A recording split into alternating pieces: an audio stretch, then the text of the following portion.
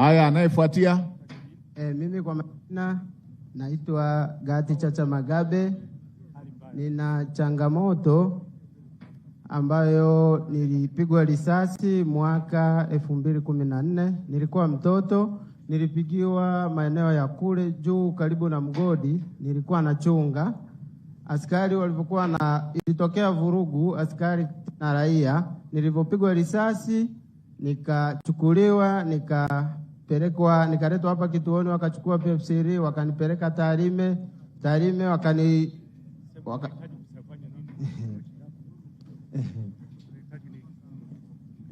nakusikiliza.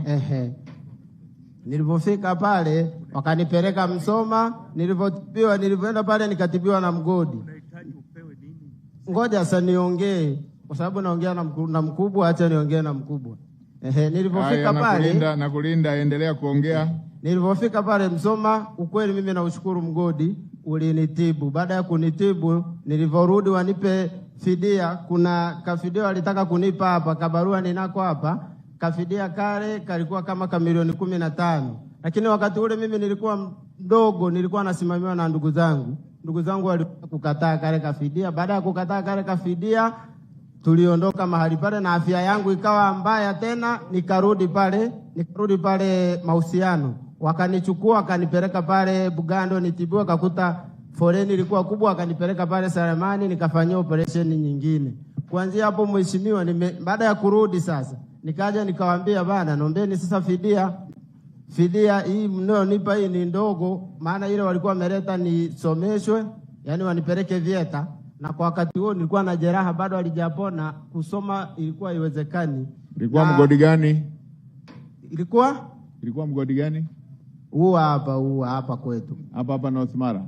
Hapa. Haya, leo tuko na naibu waziri wa madini. Njoo upande huu kuonana na mheshimiwa naibu waziri wa madini.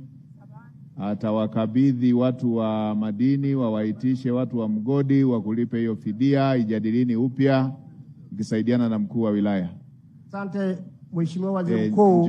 Njoo kuonana na naibu waziri wa madini na mheshimiwa mkuu wa wilaya na afisa madini, watawaitisha ili uweze kulipwa hiyo fidia yako.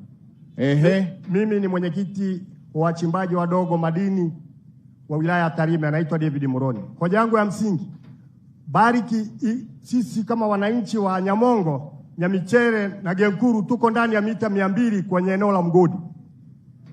Mgodi ulishatufanyia tathmini tangu 2013 mpaka sasa tujawahi kulipwa, lakini wengine walifanya 2020, 21 mpaka sasa hawajawahi kulipwa. Sambamba na hilo, kuna wakina mama ambao wako ndani ya hiyo mita 200. Wakipiga baruti, wale mama wana mimba, huwa mimba zinatoka. Sasa nilikuwa nakuomba mheshimiwa waziri, ikikupendeza uweze kuona namna gani unaweza kutusaidia uweze kulipwa.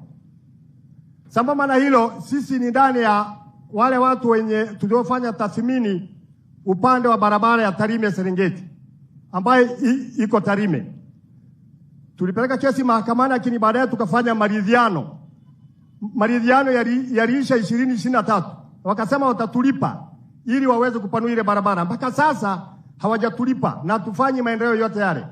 Nilikuwa naomba ikiwezekana basi uweze kutoa muongozo ili tuweze kulipa fidia yetu ili kazi ya serikali iendelee.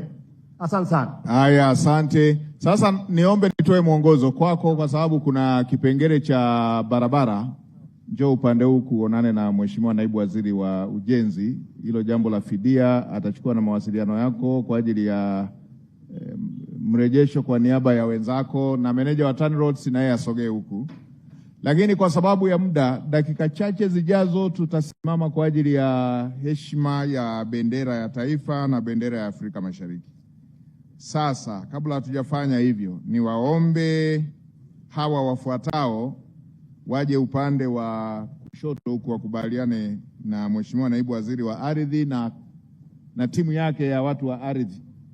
Hawa wafuatao: Mwita Waitara Marwa, Steven Msohoje Paulo, Haruna Marwa Machera, Nashoni Nyamuhanga Marwa, Elizabeth Marwa Mwita,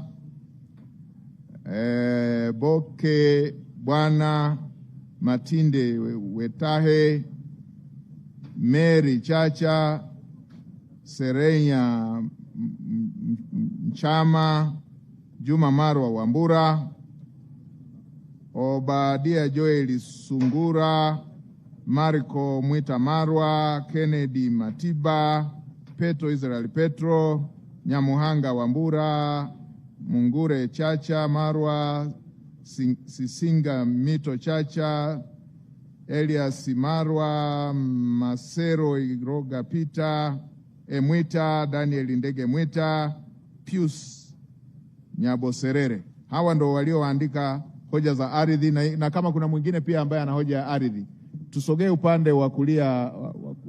Wapi Mheshimiwa Naibu Waziri? Njoni huku upande wa kulia huku, mkutane na Naibu Waziri wa ardhi na kamishina wa ardhi na timu yake yote ya ardhi, ili kukubaliana namna ya kuzishughulikia hizi hoja zilizojitokeza hapa, kwa sababu dakika 3 zijazo tutasimama kwa heshima ya bendera ya taifa na wimbo bendera ya taifa na bendera ya Afrika Mashariki. Na wala msipate shida, mimi kwa upande wa ofisi ya Waziri Mkuu tunazo hizi nyaraka na zina namba ya simu. Sisi upande wa Waziri Mkuu tutamfuatilia mtu mmoja mmoja kujua kama kero yake imetatuliwa. Kwa wale wenye mambo binafsi, nimeona ndugu zangu wale wenye shida ya masuala ya ulemavu, nimemwona yule pale na yule mwingine, ninyi muoneni moja kwa moja katibu wa Waziri Mkuu pale pembeni, ili jambo lenu liweze kutatuliwa.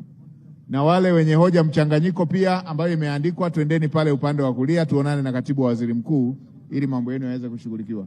Mchukueni na yule ndugu mwingine ambaye ana jambo lile la uhitaji maalum. Kwa hiyo wafungulieni hizo nani za kupita waweze kupita. Tafutieni namna waweze kupita.